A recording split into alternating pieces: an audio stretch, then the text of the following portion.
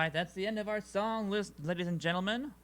Welcome back to the OOTP Developments channel. My name is Alex Murray, also known as AZ Axel. That's what you'll see me in the chat for Twitch here. And I'm very happy, very happy to be back with you all for more Science Saturdays, which have been sometimes the highlights of my entire week, to be honest. So I'm very happy to be back. Glad to be able to be doing another one of these little episodes for you guys. And I've seen all the comments on YouTube. I understand. We will try to keep these to a shorter time constraint.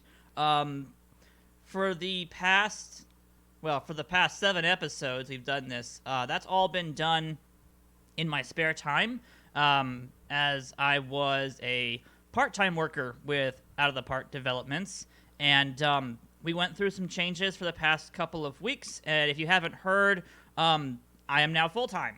So this is going to be a much more consistent stream, is how I will put it, in the coming future, or starting now and into the future. So I don't actually have to worry about my wife getting on top of me for doing these Saturday streams and not spending time with her. Not that I, don't want to spend time with my wife, but you guys know the gist. It was hard to justify me spending 2 hours in a Saturday evening, afternoon, when I'm not technically getting paid to do something. So, there was conversations that were had about that. So I'm full-time now. I am officially... my title is officially Quality Assurance Manager, although I think the better example is going to be that I am basically the tech support manager at this point, full-time with OOTP, and I'm very happy about that. Thank you guys for the congratulations in chat. Thank you. It has been something that I've been kind of hoping would happen. I wasn't sure if it was going to happen or not, but I was very much interested in any chance of being able to come on board full-time and be able to take the level of support that we can higher up in OOTP, to be able to get it better and better. Just even getting more hours is fantastic for me at this point. So we're going to be having kind of a celebratory stream here about that, but also because of the fact that I have been gone for 2 weeks, I thought it might be a really good idea to reintroduce the Science Saturday streams by actually going back and remastering episode 1. And I know a lot of people have asked, where is episode 1? It's not up on the YouTube channels. It's nowhere. And we've mentioned a couple times that we were going to be redoing it because some of our, let's just say some of our science on that day when we were doing that recording was, just a little bit botched, let's just say. It was not good. It was not good at all. So what we're going to be doing today is taking a look at catchers. If you don't know what we're doing with episode 1, what we did last time was we took a deep dive into catcher ability and how it affects your pitching staff and how that can affect your single-player games, but also affect your PT teams. So you can be able to have the best catcher behind the dish depending upon whether or not it's important to have good fielding behind the dish. Because there are some people, and when we did episode 1, it was all about whether or not Mike Piazza was basically a good person to have behind the dish. That was really the whole entire question was, does Mike Piazza's offense, which at that time was really good, because I believe he's the Mets redemption. Is he the Mets reward, or is he? I can't remember now, unfortunately. But he was like the top tier catcher, offensive catcher to get, until of course Yogi Berra came out, and everybody then jumped on the Yogi Berra ship. But he was one of the best people. In fact, I actually have his picture up here on screen. Let me go ahead and bring it up for you guys real fast here. So this was the card that everybody was interested in back when episode 1 first launched. This was the Mike Piazza card. He's a special edition. This is someone that was in my league. And you can see that offense is just amazing. That's really good to have as a catcher. But the defense is awful. So what we had done last time we did episode 1 was we took Mike Piazza and we compared him. Unfortunately, let me see if I can undo these deletions really fast. I had just deleted a bunch of people. Unfortunately, we compared Piazza to, it was at that point Yogi Berra. Oh man, I gotta go back to my, hold on guys. I gotta go back to my, bin and restore both of those, I believe. There we go. That's what I was looking for. So we had compared Mike Piazza to Yogi Berra. And we had seen some major discrepancies, not only on the hitting end, but also on the fielding end. But then we were like, okay, so what other people can we compare these guys to? So we ended up doing a couple other players as well. And I don't know if I have my statistics about that anymore. I don't think I do. But we ended up doing a whole bunch of other people who were much better catchers. I remember Bob Boone. I just remembered off the top of my head. But Bob Boone was one of those people. So, you can't do character stats right now. Oh! If you can't see the ratings, if you can't see, like, the contact gap power, you'll want to check your PT settings. I know we're getting off track right off the beginning here, but a quick question here from somebody. If you aren't seeing the ratings, you will need to go into the player rating scale. Make sure it's not set to none displayed. All right, so anywho, yeah, so we wanted to compare catchers, and we wanted to be able to see whether or not Mike Piazza was a good... Oh, if the bars are black, go into the... in the packs, what happened? Okay, text me afterwards. Yeah, if you made a ticket, I'll look into that later today, and I'll see what I can do with Tugboat, because that sounds like an interface problem. There is another settings you can look into to get that fixed, but yeah, I'll get into your ticket after the stream here, and I'll see what I can do. So we tried to see if Piazza was going to be a good option comparatively to, Bob Boone and other people. So we'll have to see what we can do today, because we're going to be trying out a couple new characters involving Jeff Mathis. We're going to see about maybe not going full ham into the whale section of PT, because last time we did this, it was mostly about what should the high-end people get right now. Because we were talking about Yogi Berra, we were talking about, Mike Piazza. You're talking about people who were thousands, if not tens of thousands of PEP to be able to buy. I mean, I have Josh Gibson on the list here of someone that I would be interested in seeing how good he is, because his catcher ability is only 72. His offense is good, but he's comparative to Mike Piazza in terms of offense. So you would take Mike Piazza over Josh Gibson because of the cost difference if you could eat the kind of catching ability that he would bring to the table. So case in point, Yogi Berra is a little bit better on the catching, but only by 6 points. Much better on the offense, but why wouldn't you just go and get someone like a Yasmani Grandal? Or here's a better option right here for you guys. What about Deacon White? This is actually a third base player, but he actually has 84-73 catching ability and arm, which is amazing. He'll grow up to be a 91 overall catcher. Well, at least a 91 rated defensive catcher. My apologies. So there are definitely options out there, and we want to explore some of these to see what the difference is between some of these people. Like if you threw Deacon White up here against, let's just say, let's not do it against the bigger people, but if you did him against Mike Piazza, would that actually be a worthwhile investment to go with the defense over the offense? And that was what episode 1 was all about, was whether or not the offense was going to overpower and trump the defense in all situations. And a lot of people do go more defense. Odeon is correct. A lot of people have found that going defense is actually better for their organization than going with the offensive coordinated catcher. And mostly that's because of the fact that catcher ability affects every single one of the pitchers that throws to that catcher. So if you have a really good pitching staff, they just get boosted. It's just like a little bit of a boost to their abilities, and the devs have never told us how much, and I'm not going to disclose how much, because even I don't know. But this is what our Science Saturdays are all about, is figuring out how much of a difference are we looking at. I mean, would Carson Kelly be a great example for some people to use? This is somebody that I've been using on my squad for a long time.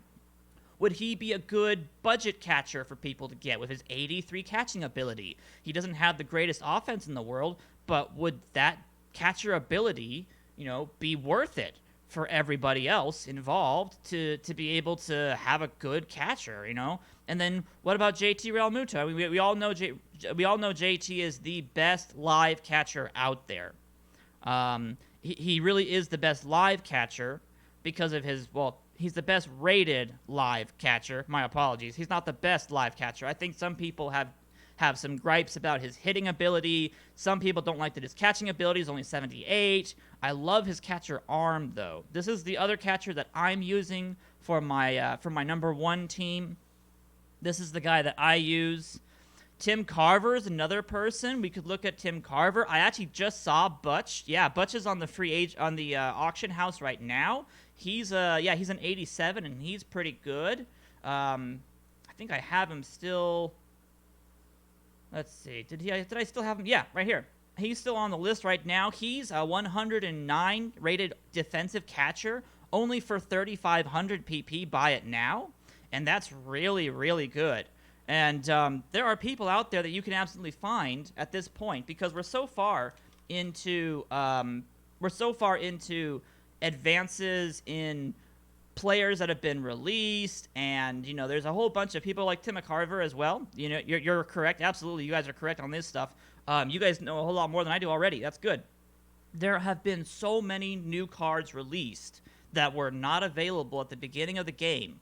And during episode 1's, creation and testing, there are so many more options now that we can do a whole bunch of more testing involved with our experiments today. So that is the goal of episode 1, is to, I know that was a long-winded explanation, but let's get started because I don't want to go too far. We're going to do some testing on these characters. Make sure that they're aware, or we're all aware of what those ratings do, especially the defense, and how much we can get away with. So let me see if I can get McCarver here. He definitely does seem like a pretty good price, although he is a little bit expensive at 22, well, a little bit over 22,000 PP. I think for this episode, guys, I'm going to try to keep people's costs down below 10,000, so that way we can actually see about whether or not people who aren't, spending lots of money in the Perfect Team game. So for the free-to-play players, what would be their option? Because we can talk all day about, which of the whale players are you going to get? Are you going to get Berra? Are you going to get Gibson? Are you going to get, what is it, Campanella? No, it's, there's other people that you could be looking at getting. There's Cochrane. Yeah, Campanella, Cochrane. Who are you going to get? Are you going to get the offensive, seriously, Campanella is really good. Like, if you're really wanting to get someone who's pretty good, Campanella's pretty good. Berra's not bad. He's been there from the beginning. Some people absolutely, promise you that bench is going to be the best person. I'd have to agree on that as well. So if you're talking about, the whales of PT, we could talk all day about who you want to get for a whale. But for the rest of PT that don't have 85,000 points to spend, I've got 631, guys. I do not have those kinds of points either. So maybe, and this is just basically what I'm going to say, we're going to take a deep dive into budget catchers that you guys can get. So this is going to be a little bit more about people who don't have 20,000 plus perfect points to be able to spend on just a catcher. Okay? So we're going to use our time today to be able to test out a couple people who are pretty good but also pretty affordable. I think Kendall was I'm pretty sure Kendall was pretty cheap. I don't remember what his defense. Yeah, his defense wasn't exactly the greatest. And in all honesty, we might actually use Kendall as an example, since he is the redemption, right? He's the collection mission reward for the pirates, right? Let me see if I can find him really fast now.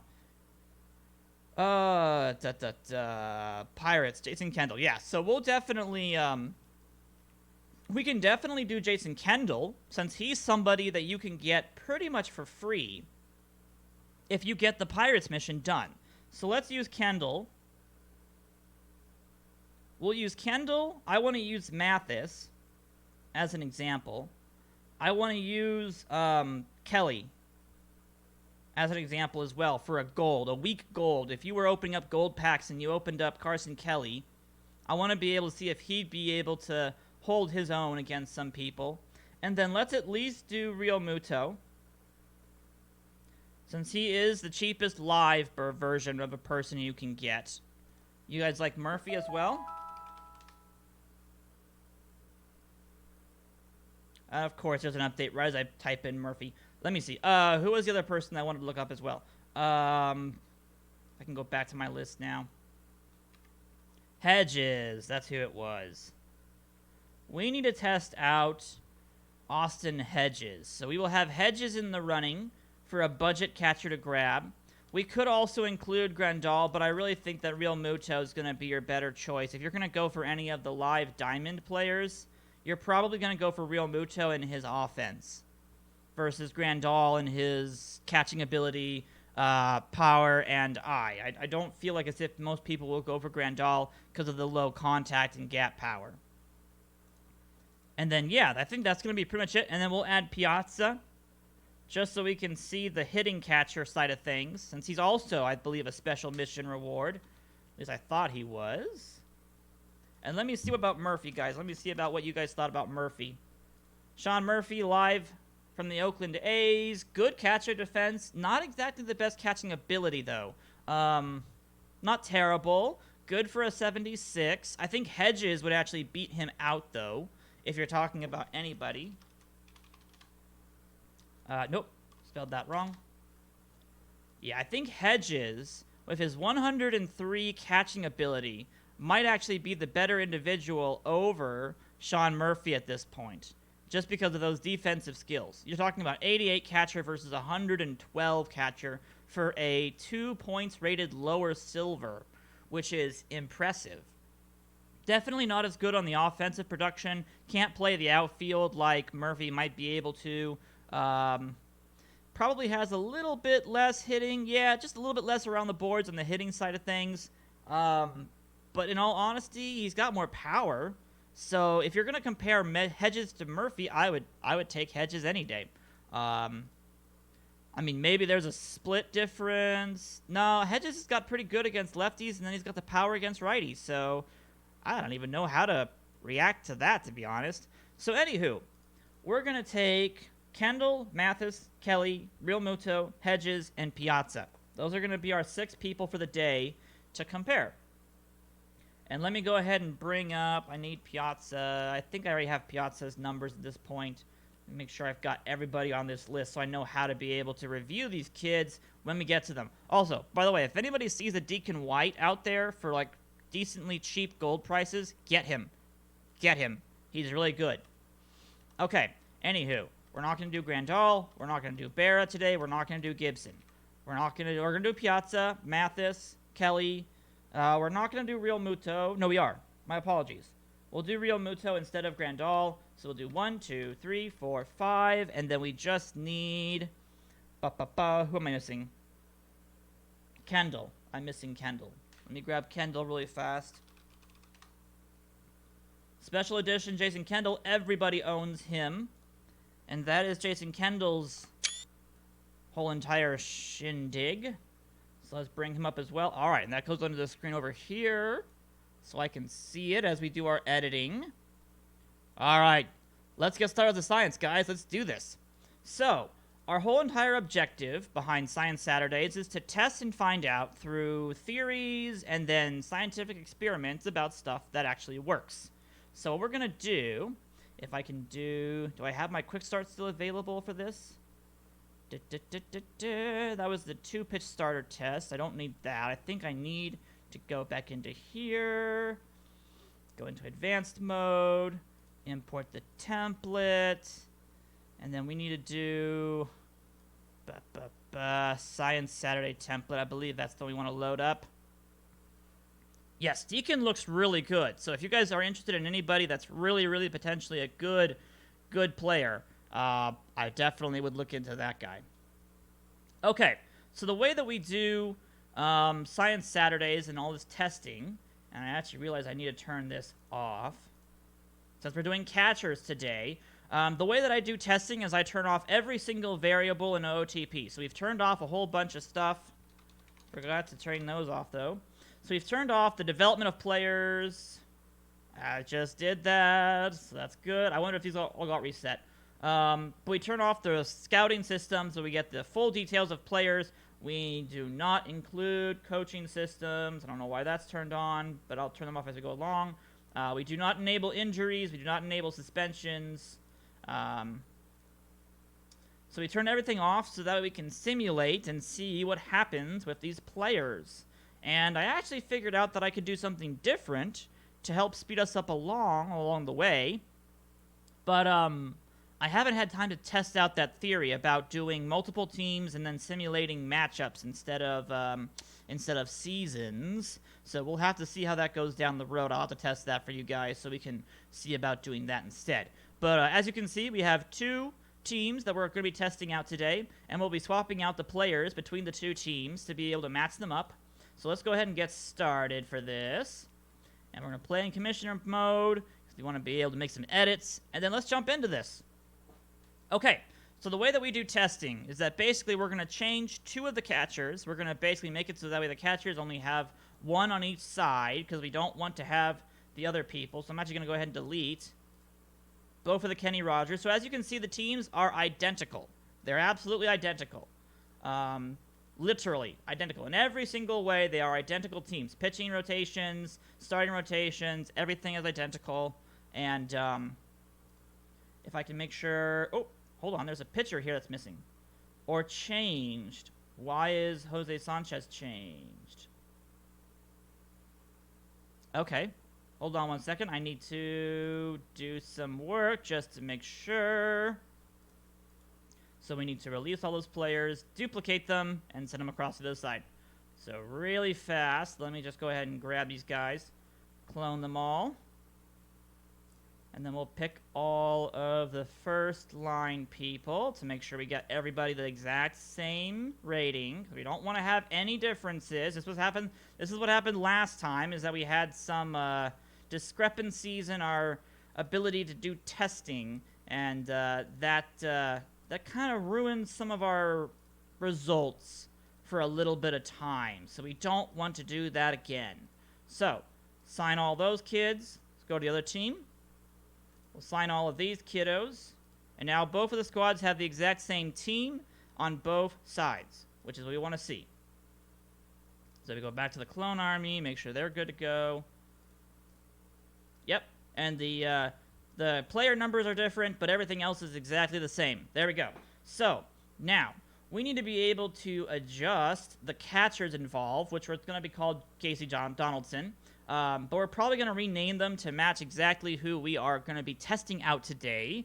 And then we'll be able to see what exactly happens when the exact same team plays each other over and over again, but has a different catcher. What kind of results are we expecting to see? And I need to make sure that both of these have the exact same strategies. Awesome. That's perfect. We've disabled the personnel pages, so there's going to be no influence regarding that. So everything else is exactly the same, I believe, except for maybe the owners. The owners might be a little bit different, but they won't have any impact on our scouting or our players at this point. So let's get into this, shall we? Let's bring up our first competitors for the evening. I think our first competitors should probably be, let's do Carson Kelly versus Jeff Mathis. And this is going to be the budget people's approach to a beginner catcher. Would you be better off getting Carson Kelly, or would you be better off getting Jeff Mathis? So I'll go ahead and bring them back up onto screen for a second here, guys, so you can see them. So this is Jeff Mathis. As you can see, he's a very good catching catcher. He's a good defender. And then, of course, Carson Kelly has some pretty good ability as well. So maybe that's actually not the best testing person to use for that. Yeah, I don't think that would be the best person to use for that, actually. I think it would be better. I'm just going to take Mathis off the list because at this point, if you're going to use Mathis, you're going to use him for tournaments. You're really not going to use him for perfect team. So I'm actually going to take that off for now. Don't need Mathis because that's just not exactly the person we want to use at this point. So I think what we're going to do instead, we want to throw Mike Piazza up against a couple different people. I want to throw Kendall against a couple different people. So I think for our first test, I'd like to have... Let's actually throw Hedges against Kendall. Let's do that first. It'll be Kendall and Hedges. I'd like to throw Kelly up against Piazza. And then I'd like to throw... If Hedges does really well against against Kendall. I might throw Hedges up against Real Muto to see how that goes. Because Real Muto is probably the best example of good hitting and good enough catching that you can get away with it without having any problems. So let's go ahead and try this out first with Piazza, or Kendall and Hedges. So we're going to go ahead and rename and re-edit some of these guys around. And I'm going to have to do a little bit of work here, so my apologies about that. But let's get started. So we got Jason Kendall, and my hat is hitting my microphone, of course. So let's get into the offense for a second here now. If I can make sure I remember. Oh, now comes the hard part. I got to remember how to do the editing so that way we actually know what we're looking at. Okay, so power across the board is 71. So he needs a lot more power. So I think it's going to be like 167, 147, 152. At 74, I'm looking for 60. So I want to have less power against both of them. So more like 147, 127, 132, I think. And this is where we have to just basically, because we don't know the actual ratings of the players, we are not given that information. We have to kind of eyeball what we think the players are to be able to kind of get an idea of what we're looking at. So that's 60. That's correct. So then the ratings should be a little bit more towards the lefties and a little bit less towards the righties.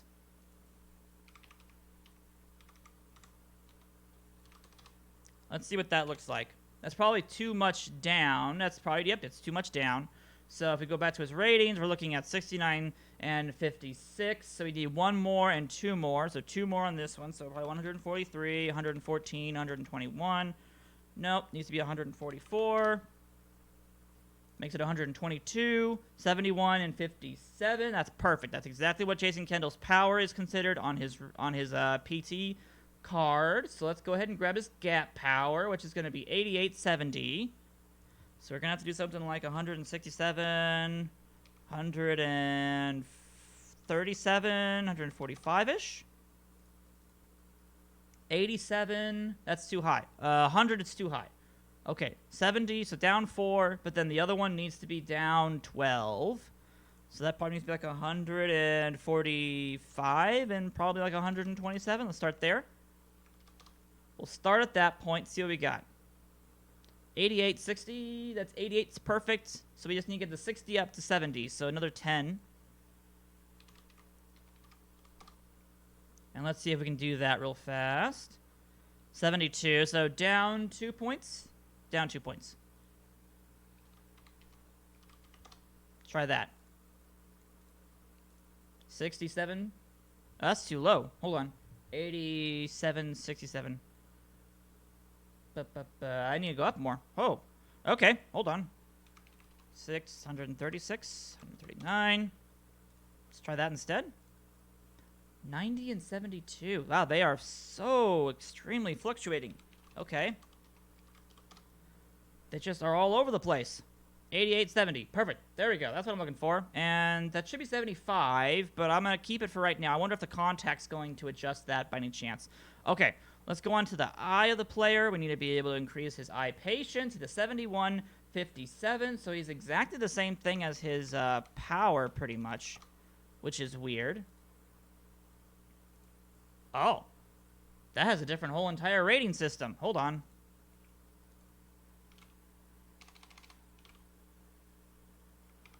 $124. Let's do 104, 109. Let's see what that looks like at this point. Okay, that's almost correct. We just need a little bit more against the right side to be able to get him up to speed. And maybe just a smidge against lefties. There we go. That's correct. All right, and then all we have to do is get this avoid Ks redone, and we should be all set to go into defense right after that. So, avoid Ks. He's considered a 78-70 against avoid Kers. So, definitely need to put that down to like 124, 134 to begin with, and we'll see what that comes out to right off the bat. 78-68. So we have the left side done. We just need to add 2 more to the right side, and we'll be all set. So let's do 126 and see if that matches up with our approach. 77? 77? 77.69. Needs one on both of them. So 135, 127, 129. 78.70. Too much on the left side. Hold on. 133. 76, 71. Wow, it's really... it's all over the place. Hold on. 132. 28. That's probably going to go too far down now. Oh, no, there we go. 76, 70. That's perfect. So we got all these ones done. Now it's just the contact. And contact is supposed to be 85, so just a little bit more against left-handed pitchers. And then it's supposed to be 77 against righties, so much higher against righties, supposedly. So let's see what we got to do about that. So let's do 108. If we did 108, what would that bring it up to? 194. Okay, so that's way too much. So Kendall's really good, guys. Kendall is very good. Very good hitter. So we need to get... wow, these are extreme numbers at this point. Okay, so you're talking like... these are a little bit all over the place. Okay, that's too low, so that's good. That means we don't have to go that far with his ratings. Okay, so we're looking for 85.77. So definitely need to go back up to about here, probably 88. That's almost there, and then that's a little bit off still. So we need to go down on this number. Hold on with me, guys. Hold on.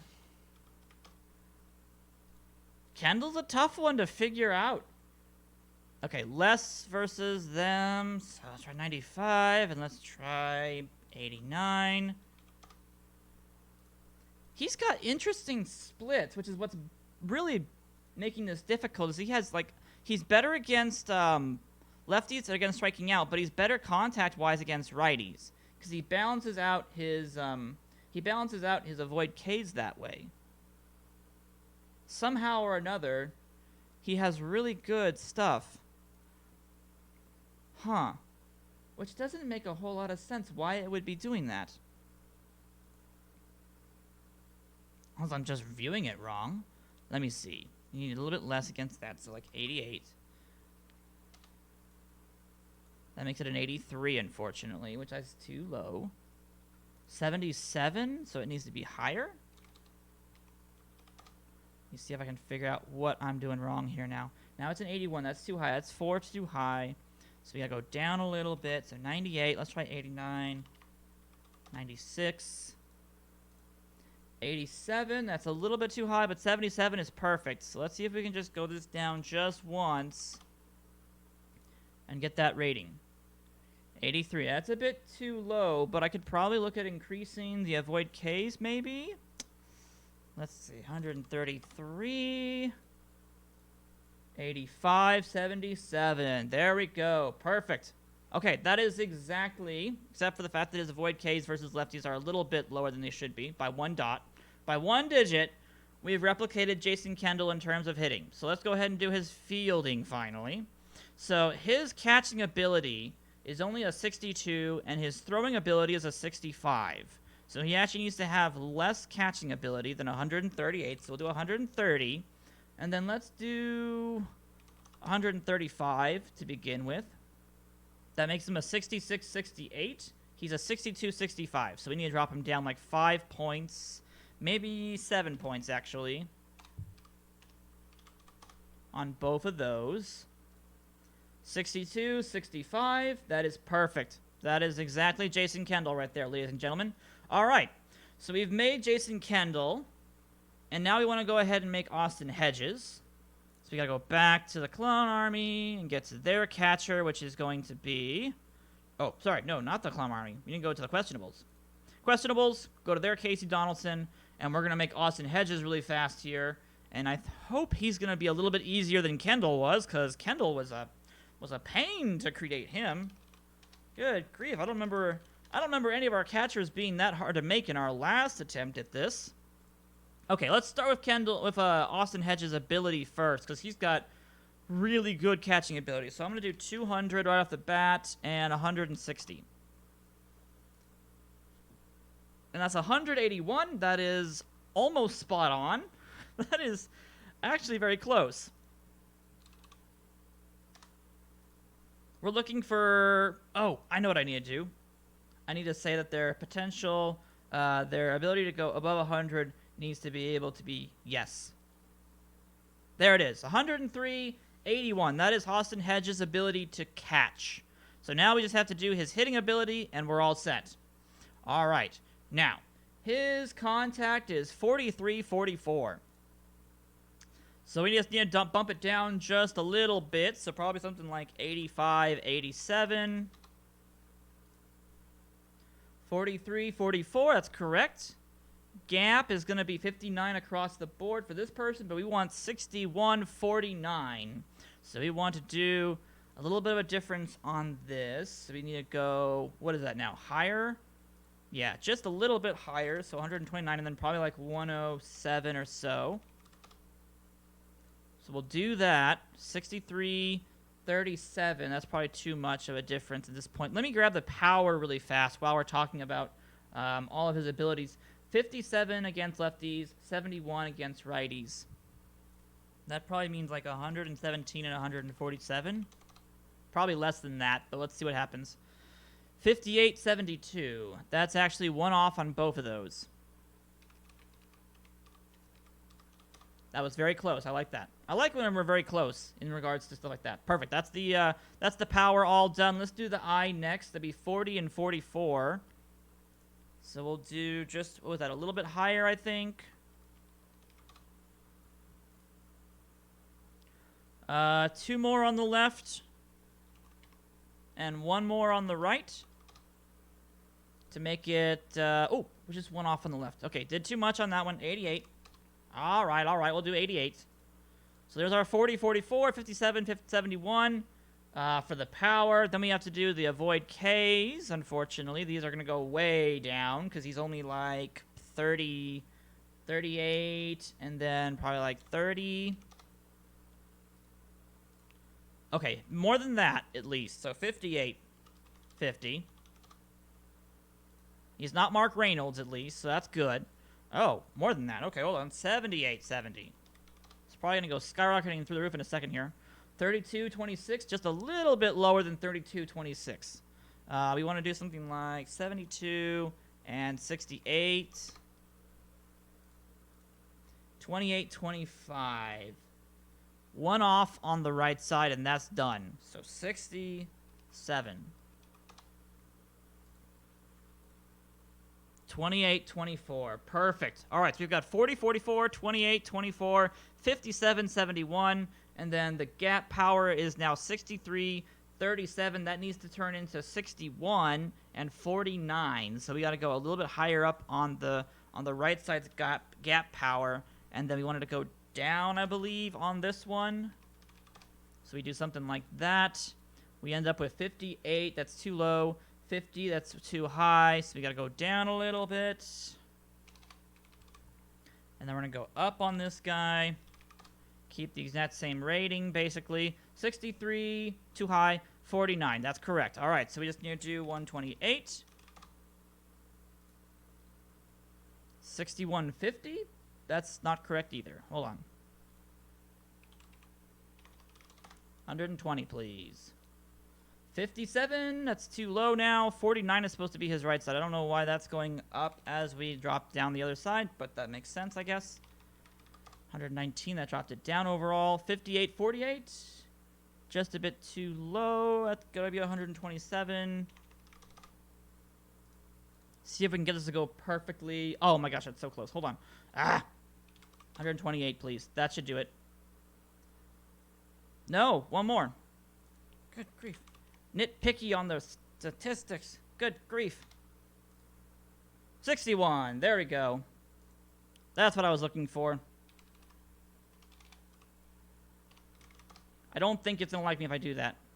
Oh, it is. Nice. Okay, good. So that's the gap power for Hedges, and all you have to do left now is the contact. All right.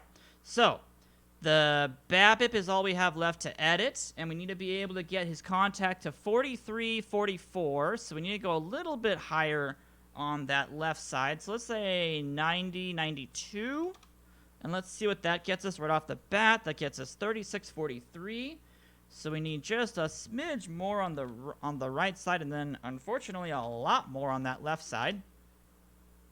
So let's see if that does it. 39, 44. So the right side's good. Left side needs just a little bit more. Let's try 100. And let's see what that does. 42, 44. And everything else is looking pretty good still. All right, so we just need just one more. See if that does it for Hedges. 43, 44. All right, there we go. Ladies and gentlemen, this is Austin Hedges. This is our second competitor in our little series here. So it's going to be Hedges versus, of course, our other person is Jason Kendall. So let's go ahead and compare the two individuals at this point so you guys know exactly what we're looking at. So this is Jason Kendall, offensive catcher. Very good contact, very good gap power, especially against lefties. Austin Hedges has got a little bit of power, but he is more known for his fielding ability, which is 103.81 versus Kendall, who is a 62.65. All right, so let's go ahead and get started. The way we do simulations for this and to be able to test stuff out is we have to be in commissioner mode to be able to use the simulation module. And what we're going to go ahead and basically do, we could do it this way, where we actually have they play a certain number of games, and they just play and play and play, and that is absolutely one thing we can do. Or we can do entire seasons, which is what I typically do. So we're going to run just 10 simulations right off the bat, and we're going to see how this goes. So the Clone Army wins 52 of the 100 games, and the Clone Army is the team that had technically Jason Kendall on the squad. So that's impressive. We actually have contradicted what we found out about this game last time. So basically the question comes down to, does Hedges' bad offensive production equal the situation that we have here where the Clone Army wins because of Kendall's hitting ability? And that's what we're trying to find out. So let's do some more testing, because I don't just trust 10 games. Let's try 50 games. Or 50 seasons, my apologies. We're doing 50 seasons of 100 games, so it's technically 5,000 games. We're simulating thousands of games in a heartbeat here. So in this regard, if you simulate more time, the ability of Hedges is starting to show through a little bit more. The more that Kendall gets more time, the more it gives Hedges the ability to increase his catching ability, which is dropping down the amount of runs given up, the amount of walks given up, and the ERA. And remember, both of these squads have the exact same pitching staff. So there's not like, oh, one team has Randy Johnson and the other team has Kurt Schilling or something like that. This is completely the exact same squad. It's just a difference in catcher. Now, this is not exactly as big of a difference as I was expecting to see from these simulations. So we definitely need to go ahead and take a look at some of these statistics and see if there's anything that really stands out as being majorly different. So right off the bat, we know that Horton is the best pitcher. He definitely gets a bit of a boost, however, when he throws to Hedges versus when he throws to Kendall. You can see the ERA is a little bit different. The hits allowed is a little bit different. There's 5 less walks. There's more strikeouts involved, which almost equals, actually it does, it equals a whole entire point in the K per 9 innings difference.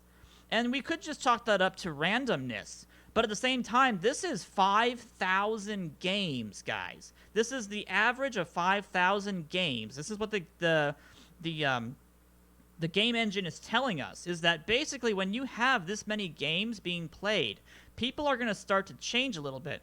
What's interesting, though, is Wilkerson actually performed better throwing to Kendall than he did to Hedges.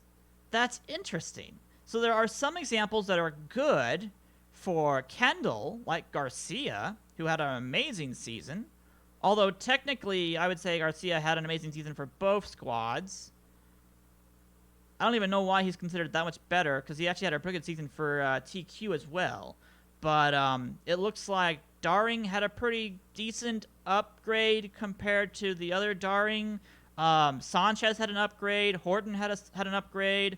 Maney actually did the exact same thing. So you can see where some of these people don't really get that much of a difference.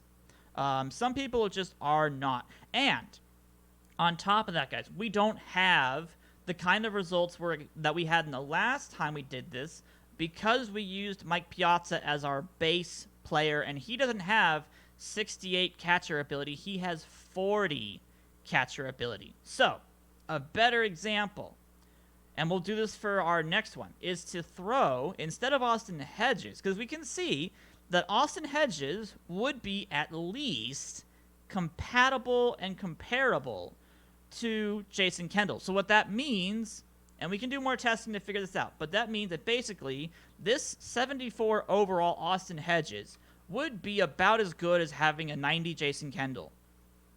His catching ability, if you had the exact same squad, would be on par with the offensive production that Jason Kendall brings to the plate.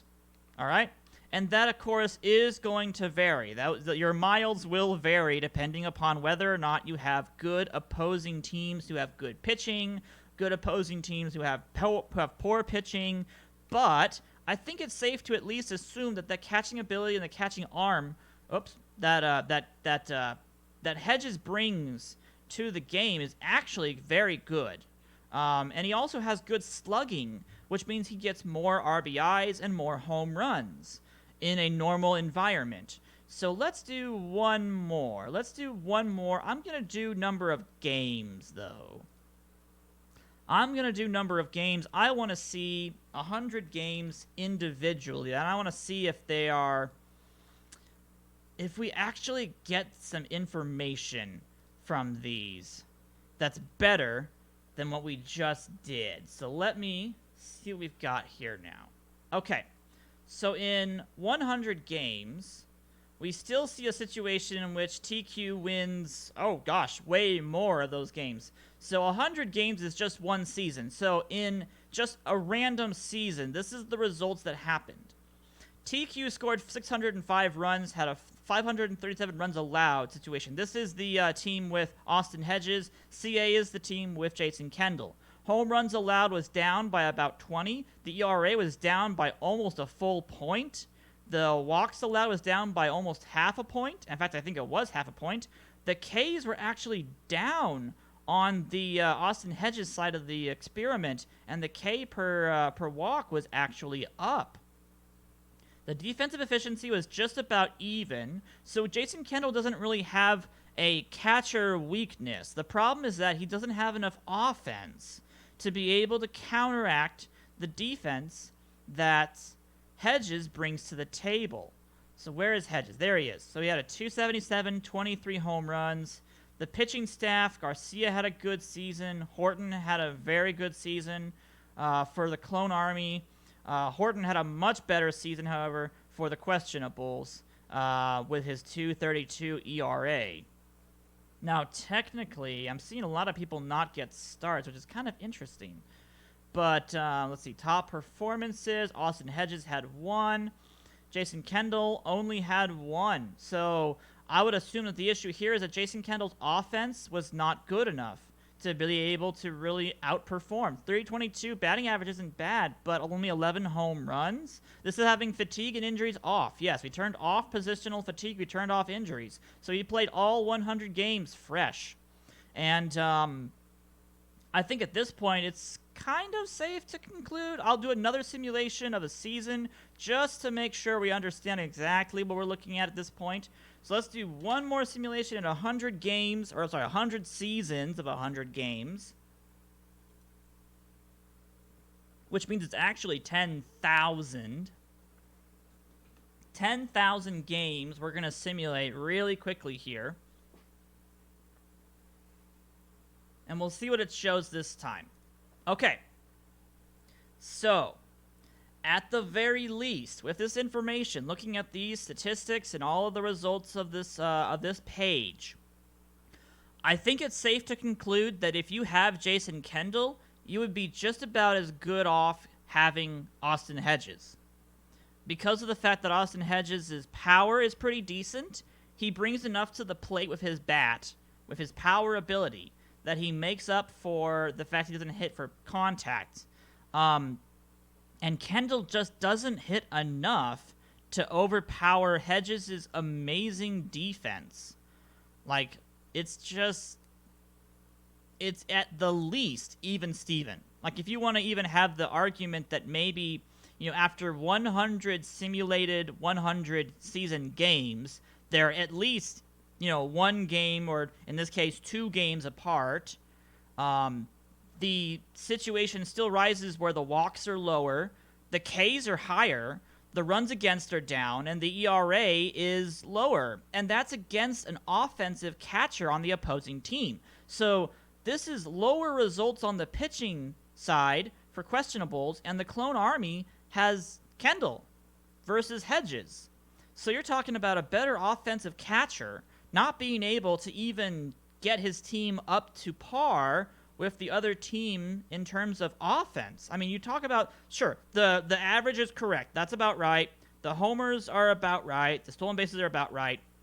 But in the end, the pitching ability that Hedges brings to the table as a good defensive catcher actually, at the least, neutralizes any advantage Kendall has of being an offensive catcher.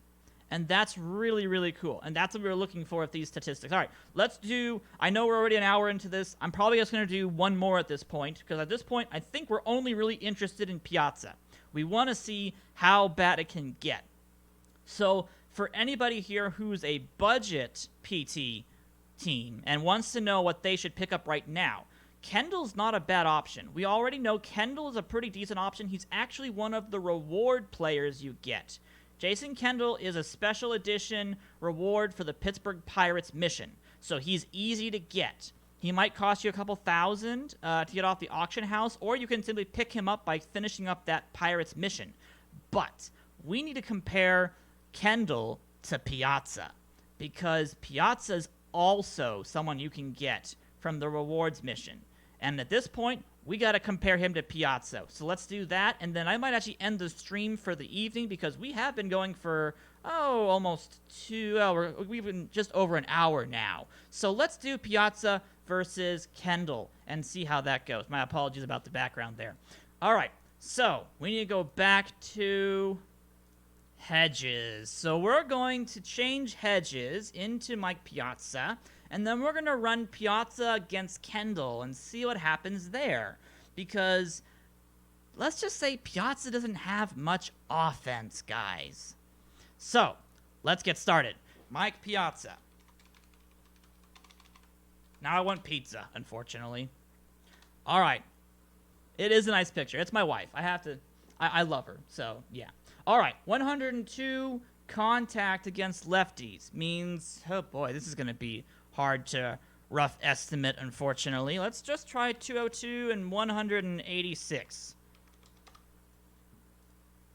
128, 128. That's a bit too much. Let's try more like that. 109, 103. That's pretty gosh darn close, actually. Let's try 156 versus 140.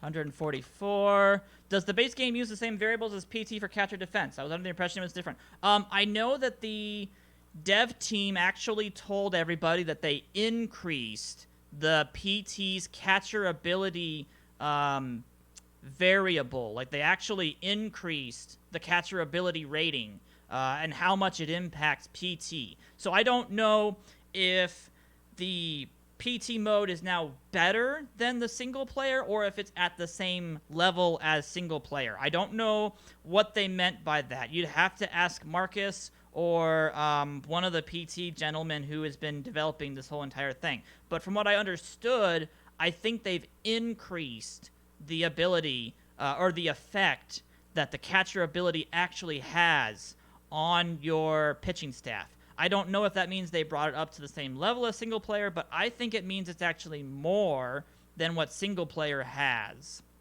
At least I'm hoping that's the case, because that makes these episodes and being able to show you guys the difference between what single player, just what single player does, that makes these so much more important, because if it's even on par with the way that single player handles catcher ability, it's still a good thing to know about. If it's more, ooh, man, you really need to get this. This is a big lesson that you guys need to be able to master at this point. Okay, so we're going to do, this is 102, I need 93, so let's get this up to 138, and let's see if that's Piazza's contact. 92, it should be 93. So we need 139, 143. Awesome. 94 is too much, but he's also too low on the other side. So 157, 137, 142. Let's try that instead. 102, 92. Ah, not by one. Hold on. 138. Let's see if that's correct. 102, 92. I want 93. 93. Please. Please, give me the 93. No, not 94. Ugh. 158, 138, 143. 105? 102, 90. Okay, fine. I'll come back to the contact afterwards because this is going to be a pain otherwise. All right, avoid case. Avoid case. He's supposed to be 68, 66, I believe. So that's got to go way up. So let's try 132, 130. That's probably going to be too high. Yep, too high. Let's try 127, 125. Let's try that. 7169. Okay, so we're up by about 3 ratings. So 127, 122, 123. I'm probably off by 1 now. 68, 66. Yeah, I am. 122, 120, 121. No, not 1,000. Thank you. 65, 66, 65. No. Okay, so that needs to go up, back up to 123. Let's try that first. 66, 64. That needs to go up again. 67, 65. We're almost there, guys. We'll get this eventually. 125, 122. That better? Is that good? 68, 66? Yeah! All right. Let's do the I. I is going to be 7361. 7361. Okay. Something kind of like that? 8161. Oh, I had the right side down, but I didn't have the left side down. Okay. So the I patient needs to go down to like 126 or so. All right, let's see. 72. I'm off by 1. Oh, I was going to do 127, but I decided not to. Okay, so that should be 73, 61, 68, 66. Let's do the power next. So the power, oh boy, let's just say he's got the power, all right. We're looking at, oh gosh, more than that. Hold on. We need like that. He's supposed to be 123. Hold on. 120. Oh, good grief. I don't even think I can do 123. I think 119 is the highest I can actually go, guys. Okay, that's gonna be interesting. I don't know if I can do I don't know if I can actually recreate Piazza correctly, because they do have different ratings in the in PT mode. They have the ability to go above what is actually in the base game. So I actually don't have the ability to counteract that. So we may just have to say 119. I may give him a couple extra points versus righties just to make that balance out a little bit. Okay, let's do the gap and make sure that can get done. So we're looking for 60. We're looking for 70, 57. So gotta go up on this guy, probably 144 or so, and then maybe like 127. Let's try that real fast. Oh, wow, way too much. Way too much on that side. 135 and 124. Let's try that instead. 56 and the right side's too low. They're off by 1. Both of them are off by 1. So 136, 125, 128. 70, 57. Perfect. All right, now we just need to get this contact back down because it's blown out of proportions now, unfortunately.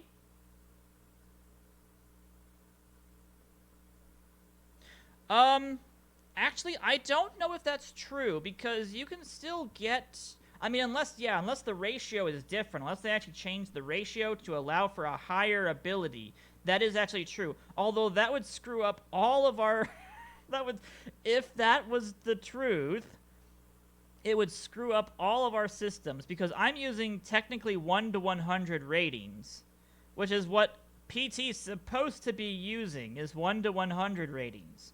But at the same time, I know that it happened last year. They changed it because Josh Hader was just not good enough.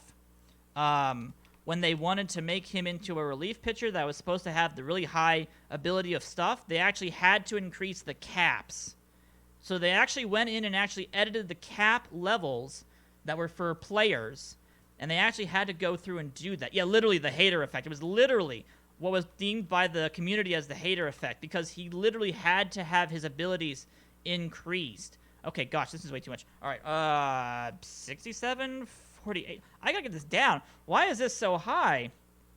Okay, there we go. Now at least it's dropping now at least. Okay, so let's do like 58. And then if we do something like 60, would that be like 59? This is going to make Mike Piazza look really weak on the contact, but really good on the power. Like, good grief, this avoid K is actually ridiculous. Okay, I got to do like 55, 53, 54.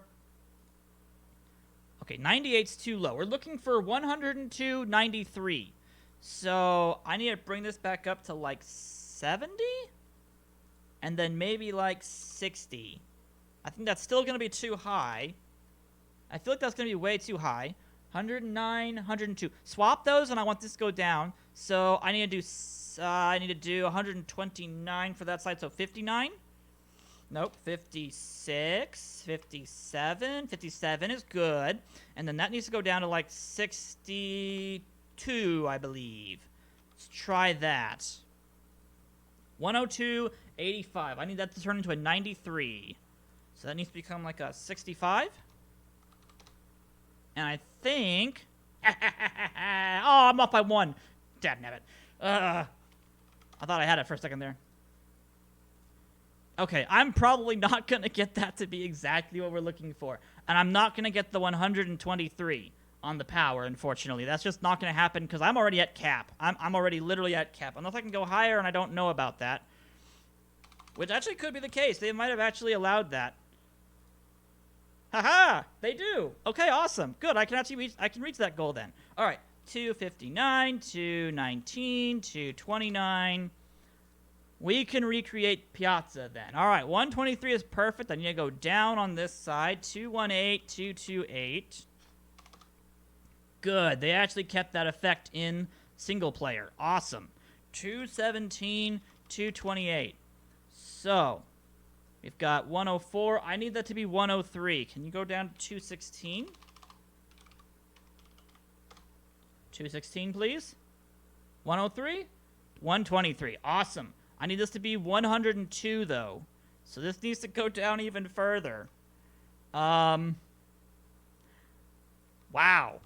This guy is all over the place. 102, I need 93. So I need to go up just ever so slightly with this, if I can. Please, just 94. Of course it's 94. Ugh. And now I'm guessing it's going to be 92. Ah! It won't let me make him exactly the way he is in PT. Okay, but that's the closest we're going to be able to get, guys. I'm sorry, but that's the closest we're going to get. All right, let's go ahead and get his catching ability retuned. He needs to go all the way down to, let's just try 85 and 60 to begin with. He's supposed to be 46 and 39, so we can go a little bit higher up on both of those. So 88 and maybe 70. 45, 36. That's just a little bit too low. We can go up a little bit more. So let's try 90 and 76. 46, that's correct. 39, that's correct. All right, ladies and gentlemen, this is Mike Piazza. This is Mike Piazza that you can get in PT mode. The power, the contact, although the contact looked a little bit off now. Hold on. Hold on a second. Why did his contact change?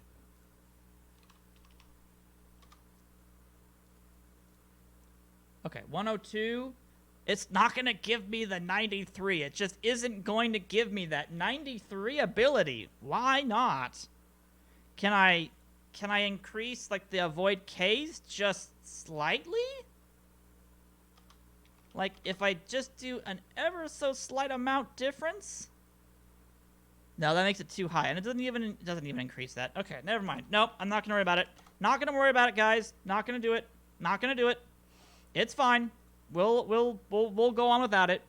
I don't have a scout. We turned off the whole entire scouting system. We run this on 100% accuracy, no scouting. So you don't have any of the scouts messing up your whole entire thing. This is just pure ratings. Pure ratings of the players. Okay, I think we're good. We can go ahead and compare these two players. So we have Jason Kendall versus Mike Piazza. And you guys can already see heavily favored in Mike Piazza's way because of his offensive production. However, what happens when you have a catcher that literally cannot catch against somebody who actually can catch decently and still has somewhat decent offensive production? That is going to be this test. All right, so we're looking to see what happens here. So let's start off with just 10. So we'll do 10 simulations, and we'll see how this goes. Okay. All right. That's a good start. That's a good start. I like this. Oh my gosh. Look at Piazza's numbers. 48 home runs, 114 RBIs in 100 games. He hit a homer a game, guys. Good grief. That is ridiculous. The contact and the power that Piazza brought to the team is ridiculous. But the catching ability is definitely throwing some shade. And I'm not even sure if that's actually even correct. Is that even... I don't think that's even correct, actually. He actually had better catching ability. Less strikeouts, more walks. So he didn't have as good of a time with his pitching staff in terms of making them have better strikeouts and walk ratios. But they actually gave up 10 less hits. And this is only 10 season simulations. So we need to do 100 next. We need to give them more time, because this isn't exactly close to what I would say is your expectations on an average season. So let's try 25. Let's try 25. Let's see what this comes up to now.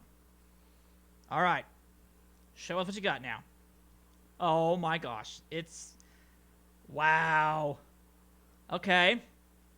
All right. So, definitely starting to see some difference in the strikeout ranges. Kendall is able to help his pitching staff call a better game.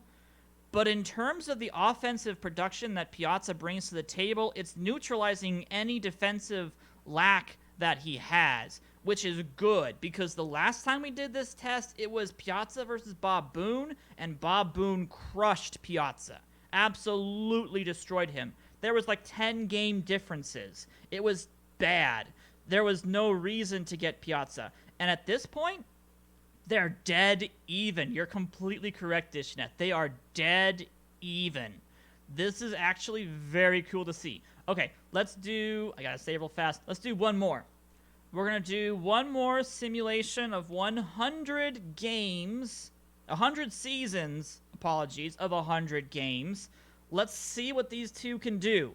If they get even more time, is the difference going to actually result in a win-loss difference now? And again, these are both people you can get from doing missions, from collections. So they're not going to cost you too much to be able to get them. They are good people to grab. A 2-game difference in favor of Mike Piazza. Wow. Okay, that is impressive. So the additional home runs that Mike Piazza brought to the table was probably just enough to squeak out a 2-game, well, not just even not 2-game, it's a 1-game difference. A 1-game difference. But look at these numbers on the strikeouts. This is what we're looking for. What we're looking for is what causes the differences between these two teams. So the offensive production that Piazza brings now does, in fact, trump Kendall. So you guys remember in our last one about Kendall versus Hedges. Hedges had hitting ability. He had the ability to hit for power, and he had the catching ability. So in the end, Hedges not only made his team have better offensive production because of the home runs, but he also had better pitching production, and he kept his team with more runs and less runs given up. In this situation, Piazza is so much better of a hitter, even though he can't field, he's making his team score more runs than he gives up. And now I'm really sad that I changed Hedges, because I kind of want to see Hedges versus Piazza. Because, well, in the end, it really isn't Hedges versus Piazza. It should be Jeff Mathis versus Mike Piazza, or Bob Boone once again versus Mike Piazza. Because in the end, what we really want to know is if you had the best fielding catcher in the world who couldn't hit a lick, would that be better than Mike Piazza, who can hit lights out of the ball? I mean, for example, 49 home runs. My apologies, it's actually a home run every other game. I was thinking about 50. But if you had a person who could hit a home run every other game and hit 116 RBIs, which means 1 RBI per game, bat .332, have a .777 slugging percentage, would that be better than having a catcher who can catch like nobody else but can't hit? You lose the offensive production of Piazza, you retain the catching ability of like Hedges. And what is the difference? What is the difference about that? So, we will do one more test. We'll do one more and then we'll end. It's already been 1 hour and 30 minutes. I don't want to go too much longer. But we'll do one more test. I want to see what happens when Piazza goes up against Hedges, because I think that might be our best possible case scenario. So, we need to change Kendall. Kendall, you've been great. I will vouch for Kendall.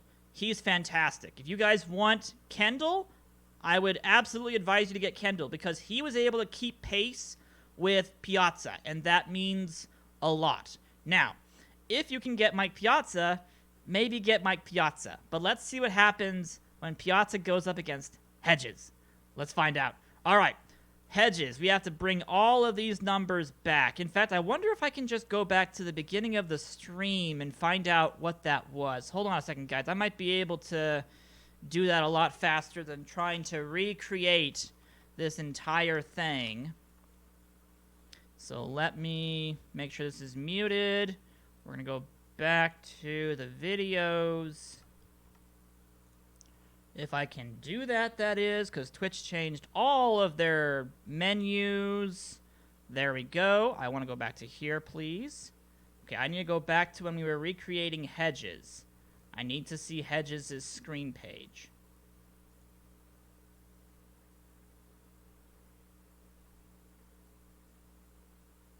There we go.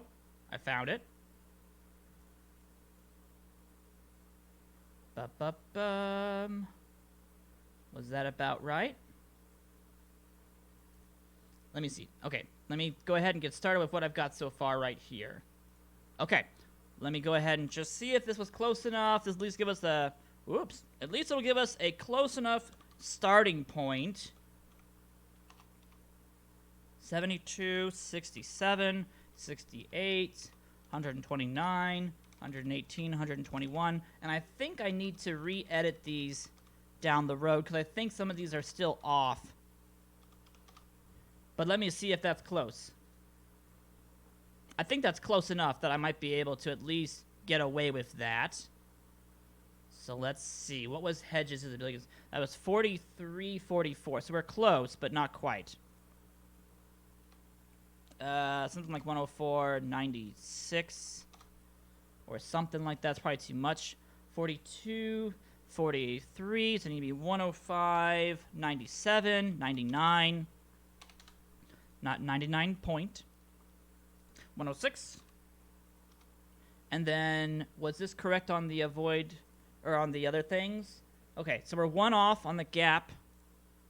Should be 130, 119, 122. And then it's supposed to be 52, 71. So we're close, but I got to do a little bit more on that. And down on the left side. Okay, so 114, 151 or so, I think. 69, 53. Oh, no, more on both. My apologies. 117, 153, 144. Let's try that.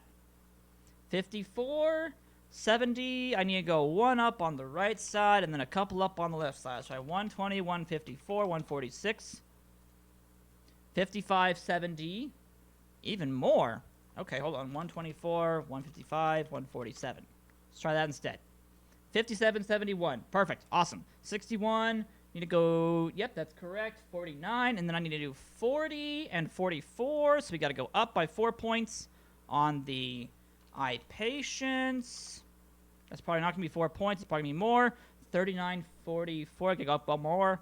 Up one more. 93, 98, 97. And then we'll need to go and do the avoid Ks, which are actually almost correct at this point. They just need to go up about 5 points, it looks like. So 77 and 72, I believe. 27, 23. We're actually needing 28, 24. So let's do 78, 73, 74. That'll be, I hope, 28, 24, 40, 44, 57, 71, 61, 49. And then we need 43 and 44. So let's drop these down a little bit. Let's do 95, and let's see what that gives us. 44 and 47, so I need to make this number be this one over here. And that needs to go down below it, so that needs to turn into like a 98. And that needs to go into like a 90. I think that's correct. 43, 44, perfect. 61, 49. 57, 71, 40, 44, and 28, 24. All right, let's get his defense up and running. All right. Did I do his defense last is going to be the question now. I believe I did.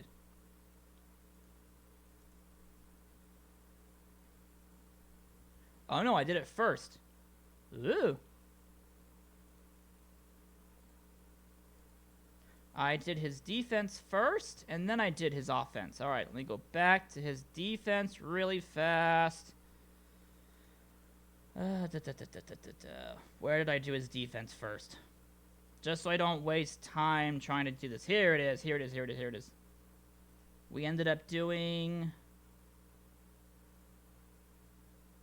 We tried out 200, 160, and that wasn't quite right. I think it was more than 200 and 160. I think it was just barely above that. 205. 205, 160. Double check and make sure that was correct. 103, 61. Or 81. Yes, that's correct. Awesome, awesome. All right, we're all set. I heard that having good catches in your minors is key to developing your pitching. They may influence your pitching staff's ability in the minors to perform well, but I don't know if that will increase their development. That normally is dependent upon your pitching coach in the minors, and then your development budget, and how well you organize your minors to be able to develop your players and keep them aligned with the pitching coaches that are good for them. You might see better results from your pitching staff if you have good catchers in the minors, though. That is true. That is absolutely true. But I don't know if that is a given that if you have good catchers in the minors, that your pitching staff will develop. I don't know if that is the truth, unfortunately. Ugh. Austin Hedges. All right. Of course, I forgot to do the enter at that point. All right, so we have our two finalists In this Battle of the Titans, we're going to have Mike Piazza go up against Austin Hedges. So the biggest comparisons is that basically Hedges has got some power, but he really doesn't have much else. Not really much else, at least. And actually, I don't know if this even looks correct. Hold on. 71. No, hold on. What happened to his power? That's not correct. That's not correct. It's supposed to be... Oh, no, that's correct. 57, 171. It just looks bad compared to Piazza. Or it hasn't been updated yet. I don't know. No, there. Yeah, down here. Down here is where it looks different. It just looks that bad when you compare Piazza to Hedges. So let's go ahead and see what happens when we throw these two guys together. The biggest thing we're looking for, the catching ability. Does the better catching ability of Austin Hedges make it so that way any advantage Mike Piazza brings to the table is neutralized? That's what we're trying to figure out, is how much of a difference Austin Hedges makes for the pitching staff of the questionables. Or no, sorry, the Clone Army. So, 10 games right off the bat. Let's do it.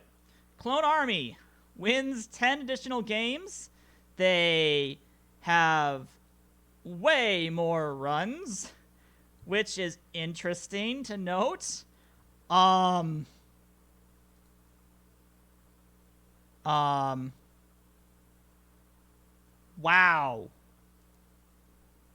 Okay. That's just 10 seasons. That's just 10 seasons, okay? Don't start jumping to conclusions, guys. That's just 10 seasons. But I don't think it's looking very good for Mike Piazza. Him and his questionables team lost 5 games. I actually thought that he would be on par. Like, I thought at least that he'd be on par with the offensive production that he would bring, but they didn't even score more runs. Like, he did fantastic. Piazza did good, although his batting average was down, his slugging percentage was down. Everything is down across the boards besides the home runs and the RBIs. But, wow.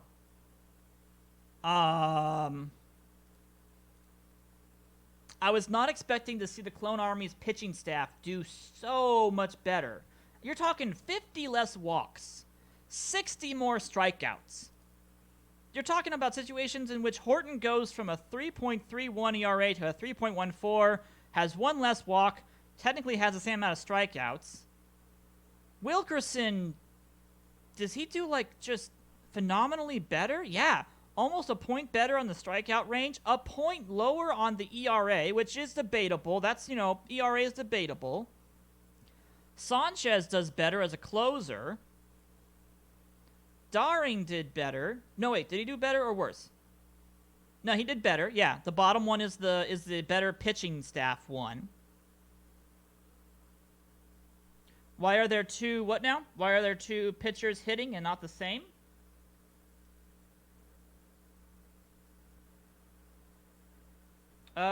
Which pitcher is hitting? Wilkerson? You're right. Why is Wilkerson hitting? Does he... Oh, because we probably don't have DHs turned on, do we? Do we have DHs turned on? I don't think that'll make a difference in the world for us, to be honest, but let me see. Bottom of the list of top hitters. Yeah, the Wilkerson one, right? Horton and Wilkerson. I don't know why the Gade decided to throw both of them on the list. 1, 2, 3, 4, 5, 6, 7, 8, 9, 10, 11, 12, 13, 14, 15, 16, 17. Oh! Because those are the 18 players that probably played the most. Those are the 9 starters. Do we have DHs turned on? Hold on. Now I gotta double check that real fast. We do not have DHs turned on. But you're right. That's kind of weird that they only have... that would be CA's Wilkerson, 21 games. He was a starting pitcher, I believe. So they took his batting ability and put him on the top hitters list. I wonder if it's because of the fact that basically all of these 18 hitters were most of the ones that both teams used. Only at that point. Because they don't use a whole lot of additional players besides Bocher and Bocher, and I gotta get rid of this. Hold on. That's bugging me. I think Bocher is the only person that actually plays games outside of maybe Wisner and McDaniels. So, Bocher is the backup, basically, for everybody. So, yeah, this was the starting 8 plus Bocher, and then I guess there's not enough examples of other players to hit, so it uses the pitchers instead. Interesting. Okay.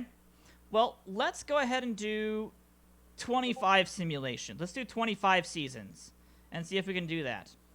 Good grief. Hold on, guys. I gotta move this off my screen for a second because I don't want to keep having that pop up. The issues of having a hidden taskbar.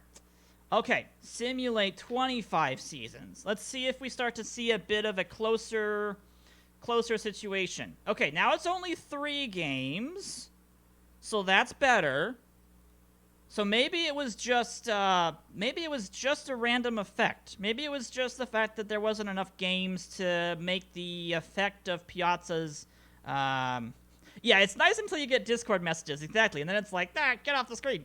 Or I probably should have put on well, no, I think it would still give me Windows notifications. Either way, guys. Still seeing a pretty big difference on the pitching staff side. Less walks, more strikeouts, lower ERA, less runs against. The questionables and Mike Piazza are not able to make up. Basically, Piazza can't make up for the rest of his team the really good pitching ability that Hedges brings with his defense. That's basically the answer. Is that the offense that Piazza has is not making ends meet. So let's go ahead and try. Let's try 100 games. All right, our last test of the evening. Let us see if 100 seasons, my apologies, 100 seasons, not 100 games, 100 seasons of 100 games, so we're talking about 10,000 games averaged out, does Mike Piazza's offense finally catch up to the defensive ability of Hedges? And the answer is no. The answer is no. It's getting pretty close. It's getting closer. But it is the catcher ability that helps the pitchers. So what we're comparing here, and this is what we've been trying to kind of just show off to everybody. We're comparing Austin Hedges to Mike Piazza. Piazza has no catcher ability. He's got 46, which is barely average. He's got amazing hitting ability, and it shows. 49 home runs, 114 RBIs, 327. He's got the slugging percentage back up to 771.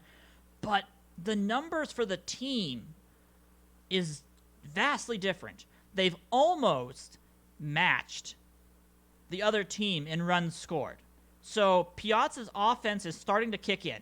He's actually starting to do a good job. He's almost bringing the team back in terms of his offensive production. But when you look at the number of strikeouts difference, this number right here, 758 versus 704, and then 355 walks versus 389, that means that with Piazza behind the dish, the questionables had 50 less strikeouts for their pitching staff, which means more balls in play. They had 30 more walks, which means more runners on base, which means more opportunities for the opposing team to put runs on the board, which means more work for Piazza and his offensive production to have to fill the gap. So I think we can all agree, although I do notice Horton had a really good season ERA-wise for his squad. He didn't have as good of a K per 9 innings ratio. Wilkerson continues to have a really good season with Hedges. And that is very true. Hedges should be striking out more, and Piazza should be walking more. That's absolutely true. So you're talking about Piazza going from 327 batting average to a 411 OBP. And then, of course, Hedges having 290 up to 358. So, I mean, Hedges isn't exactly going to, walk a ton. But at the same time, This is very interesting. I think we can conclude at the least that if, and again, this is the big if, okay? Your team, your PT team, is not identical to every other perfect team out there, okay? So unfortunately, we can't just look at these numbers and say, oh, well, if you get Austin Hedges, your team will get better because you'll suddenly be better than everybody else in your league. That's not the case, all right? If you have really good competition against you in the league, Hedges is only going to help your pitching staff neutralize good opposing offenses. He's not going to win you ball games, okay? What we figured out from this is that if a team was made up of better players, but you had, well, no, not even better players. If there was one player that was different between your team and somebody else's, and you had different catchers, you would most likely want to have Austin Hedges if they had Mike Piazza. Because you would neutralize your opposing team's offense, and you'd get just enough offense from Hedges to be able to win, in this case, one game more than the other team. But that is still impressive to just even think about how a team with Mike Piazza, who is considered, if I can get back to his page here now, this is Mike Piazza, who's considered a 96 overall diamond. I think you would get just about as good of production value from Austin Hedges at that point. I don't think you're going to get a lot of offensive production, so if you need an offensive catcher, definitely go with Piazza. He would do fantastically for that. But if you need somebody who bonuses and increases your pitching staff's ability, Hedges might actually be your better option. He might actually be a better option for your squad. And that is cool. It's actually really cool to be able to just kind of verify that our suspicions are potentially correct. I think the catcher ERA should just be the ERAs of the teams, I believe, because these are the only two catchers that caught the entire season. So there was only just these two guys. So the catching ERAs would be, 384 for Hedges, 393 for Piazza. And that, again, that's with Piazza being the only difference and Hedges being the only difference. So you're talking about, you have Piazza as DH and he's batting worse than Hedges? Oh gosh, that's really interesting. Wow. Because that would make no sense to me. See, that's the one example that I would say makes no sense to me, and that might just be a random bad season. But if you've had multiple seasons of Hedges being your catcher, your main defensive catcher, and then putting Piazza as your DH, which I would say Piazza is a fantastic DH. I think he'd be a fantastic DH. Yeah, I kind of would want to see more time. Because this right here, this is the average of 100 seasons of 100 games. So if we do, just to humor me for a second before we end the stream and we kind of just make our conclusions here, if we do just 2 seasons, and we run through that, now you're talking about a 7-game difference. Piazza doesn't do as well. He bats only 305, 722. Hedges has 30 home runs, bats 308. That doesn't make a whole lot of sense. Hedges shouldn't be doing that good against Mike Piazza. Let's do another 2-season simulation. There you go. Now you got Mike Piazza batting 361, 53 home runs. Suddenly Hedges is only batting 306. 829 slugging percentage. So unfortunately, it really does vary depending upon the mileage you've got with the people, how many seasons you've done, whether or not they were hot at all during any of those seasons. If you have them being benched often, that can cause disruption for your team sometimes. If they also get cold, you might have to, be more hands-on approach about that. But I think it's safe to say, guys, that having a better defensive catcher is at the least on par with having an extremely good hitting catcher, okay? At least. I think we could go as far as to say that it would actually benefit your team to have a better fielding catcher than to have an offensive catcher who can't field. The lack of defense that you'd be getting from someone like a Mike Piazza would actually hamper your team's ability to perform well. And you don't want that, especially as you go into these higher and higher leagues with amazing offenses. You know, you've got people who have, 100s across the board. You battle up against a whale. And if you throw Mike Piazza out there, you're just asking to get beat up. And you might be competitive in terms of your offensive production. You might be able to keep on pace. But, to an extent, if you are a budget PT player, and I say that because if you're a whale, if you're looking for really good catchers, just go get Yogi Berra, go get Johnny Bench. Johnny Bench especially. Johnny Bench is basically Austin Hedges with Mike Piazza's offense and then some, okay? So basically, if you wanted to get the best person, it's going to be Johnny Bench. I'm not even going to attempt... I can attempt it. Hold on. I can attempt it. Basically, Johnny Bench is Mike Piazza's offense and some additional.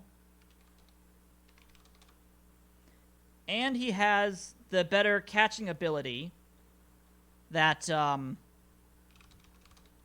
want from your catcher. So let's go ahead and grab this. If someone has Johnny Bench's numbers, let me know, because I would actually prefer to be legitimate about this versus shooting the breeze in terms of trying to figure out what his numbers exactly are. But from what I've understood about Johnny Bench, his numbers look kind of like this. They look kind of ridiculous. So if anybody has his actual numbers, I would love to hear that. But this is basically Johnny Bench, from what I've understood. This is basically what Johnny Bench looks like in the game. And it's probably even more contact and eye discipline that I'm actually giving him. But if we were to do this, if we were to give Mike Piazza Johnny Bench's hitting ability, which is basically more gap power, a little bit more eye, and then we also gave him the ability to catch like a Gold Glover Joe Mauer, I'm pretty sure we're going to lose all respect for Austin Hedges here in a second. Yeah, that, oh, you gave me the bench one. Nice, awesome. Hold on, let me see if I can figure out what he looks like. Oh, he's got less avoid K. Okay, hold on. I can do this. So either way, it's going to look bad, guys. It's going to look bad. Once you get the offensive production of a Johnny Bench with the combined defensive production that, well, it's actually a little bit lower than what Hedges has technically, but it's still really good. Like, it's still really good. I think it's about 190, 180. A little bit higher on the other one, actually. Hold on. It's a little bit different than that. Just for the giggles of it, guys, we're gonna run through Johnny Bench real fast. Let's just show you guys what Bench can do. So he's an 86 overall contact, 95 overall gap. So we'll give him a whole nother 10 points on that. So 99, 122 power. So he's got even more power than Piazza? Excuse me?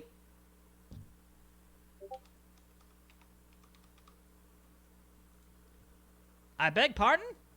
I beg your pardon about this now? Hold on. Really? He's got... Hold on. 100 and what now? 139? Are you sure about that? Good grief. Let's try this first. Hold on. 138, 119, that's about right, actually. 308 to 60, I think. That might be about right. 137, 116, just a little bit more on that back end. 261. And then maybe like, what was that? 311? Good grief. 139, 117. That's correct. Okay.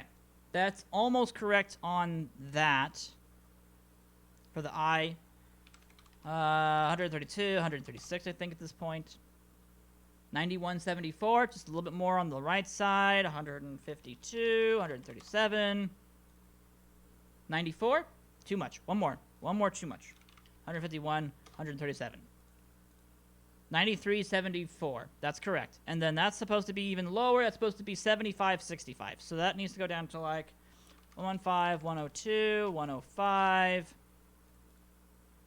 70 and 60, 53. I need to go up more than that, though. So let's try 122, 109, 112. And this will be the last thing we do tonight, guys. So don't worry. This will be the last thing we're going to do. We're gonna just amuse ourselves with Johnny Bench for a second here and see just how gosh darn good he is. 76, 65. And you go one more down on here. Awesome. 75, 65, 93, 74, 139, 117. We need technically 110, 90. So a little bit less. 52. Let's try that first. 109, 90. 109 needs to go up one more time. 166, please. 56, please. 56. Now it's 112, 91. That's not correct. Hold on. Try that instead. 90, 111. That's fine. We'll take that for now. Okay, so the contact needs to go even lower somehow. I don't even know how I can go lower on the contact at this point. It's supposed to be 97.83. Let's try 38. That power is just so overpowering. Yes, that was a joke. Let's see now. That's still too much.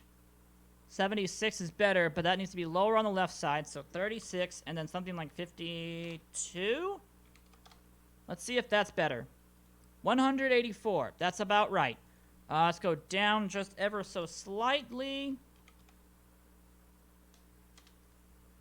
97. 80. That needs to be higher up. We'll see if that works even better at this point. 83, 97. There we go. Perfect. Perfect. Okay. And then that's 122 catching ability, so we need to increase this to 196. So we have to go up one more in the catching ability. So 197. Makes him 121. That needs to be 198. 198 catching ability makes him 196. That's what he is. 121. Technically, it's 122, but that's okay. He also plays first base, ladies and gentlemen, so I don't expect to have him play first base.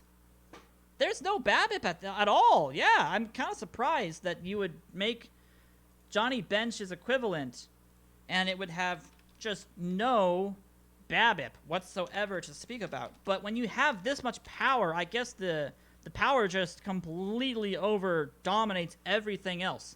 All right, so that is Johnny Bench. Let's compare.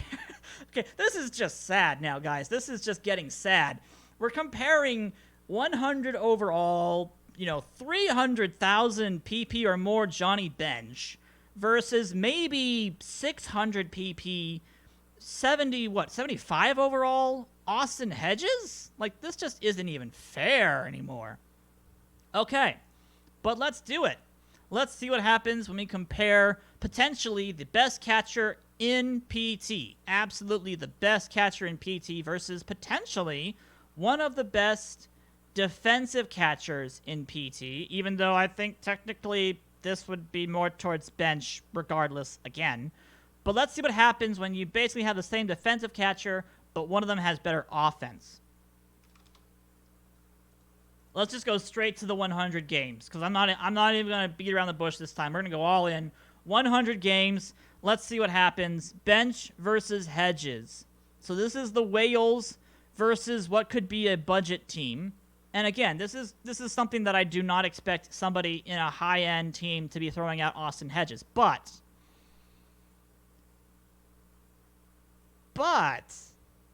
that's not bad.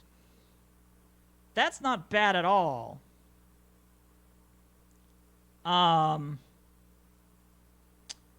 Huh. Okay. All right. I was not expecting it to be so close. And technically, it's not really that close. It's still enough. It's still enough that it would be an upgrade across the board. It would still be an upgrade across the board. It would still be, everything that you would need. I don't see this being, I don't think this is exactly the best example in the world to be showing off, but we will end our episode on this note, guys. Johnny Bench only wins you 4 more games than Austin Hedges, so take with that what you will. He definitely has better offensive production. He has better pitching enhancements. He is the person that you want to get. Johnny Bench is the person you want to get. Regardless of who is out there, he's the best one right now. But if you're on a budget and you don't have a whole bunch of, points to be able to spend on somebody, might I recommend Austin Hedges for your consideration. Austin Hedges is a very interesting but also very good competitor. I stuttered like a maniac right there, but that's okay. If you're interested in somebody, I would actually highly recommend you get Austin Hedges. His catching ability is very, very good. His hitting ability is at least on average, and you would probably have good enough production because of his power ability that you would be able to compete against most teams, and his catching ability would be able to allow your pitching staff to neutralize any potent offenses, at least somewhat, which is all you can ask for from your catcher at this point. So I think at the end of the day, guys, our stream has been able to conclude that Austin Hedges keeps pace with a lot of different people across many different levels and cost points. I think if you wanted to, you could look at having Austin Hedges as your defensive catcher at the least. For some people, I think he could absolutely be a starting catcher. I think that there needs to be more exploration into whether or not people such as JT Realmuto are good options with their lower catcher ability but better offensive production. You could also be talking a little bit about Carson Kelly. If you guys are interested in budget picks, Carson Kelly might be an interesting person for you guys to look into getting as well. But at this point, Mike Piazza, I would highly recommend you not stick him behind the plate. I think that's pretty much the unanimous decision, is that Mike Piazza does not go behind the dish. You do not put him at catcher. He is a DH for life. And then, of course, Jason Kendall is a good mix of both. If you want somebody who might be able to compete and still keep your pitching staff from blowing up and, brings you enough offensive production that he could be a number 2 hitter or something like that, I think Jason Kendall's a great option. And he's pretty easy to acquire because he's a collection mission reward. So I think Kendall's good. I think Hedges is good. I think Piazza is good in some conditions. But with there being so many DH players out there, I don't think Piazza's going to get a whole lot of love from a lot of the community. So I would love to see more looking into people like Kelly, especially if you're another budget person. But at the same time, if you're going to get anybody, I'd get Hedges, because that 103 catching ability is just so good. It's just so good, and that power is also very nice. So yeah, I think that's where we're going to end the stream for today, guys. I'm sorry it was 2 hours. I tried my darndest, but we ran a little bit long. And we will be doing more of these Science Saturday streams down the road. Every single Saturday, we will be trying to do more and more of these. And as we get further and further into more of the summer and into the fall time frames, we may be doing some additional work with tutorials and a whole bunch of condensed videos that will take these kinds of structures and condense them down to hopefully about 10 minutes. So if you guys want to have more of that, just let us know. We'd be more than happy to start working towards getting those geared up and ready to go. Otherwise, guys, thank you so much for watching. Have a great rest of your Saturdays. Have fun. See what you can do about your PT teams and getting them better equipped to beat all of those whales, because that's the goal of these streams, is to help the little guys out a little bit. Absolutely a fun way to spend an evening, though, guys. Thank you so much for watching. I will see you all next week. Have a great rest of your day.